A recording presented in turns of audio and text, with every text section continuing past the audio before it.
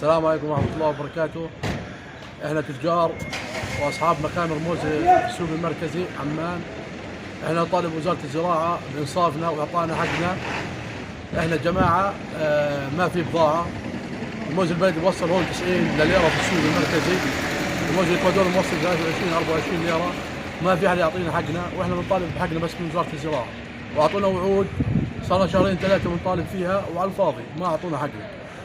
بيطلع مزارعين بوقفونا الخط عشانهم، واحنا اصلا ما في كميات في السوق، والكميات جودتها بالمره، يعني حتى الكميه بتدفع السوق الجوده متدنيه جدا.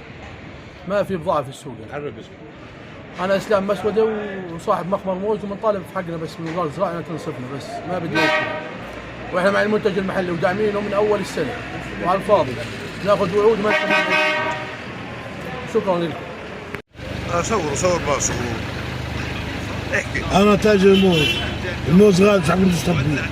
الطن الحمله ب 75 وشي عبال و 8 وشبال و 85 وعاطل وناشف وعاد مع الله بس. السلام عليكم.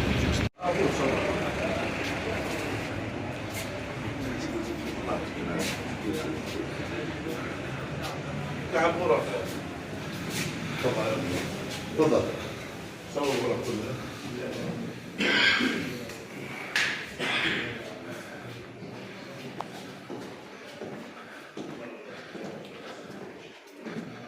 المحل اما وكيلك فاضي ولا اشي فيه.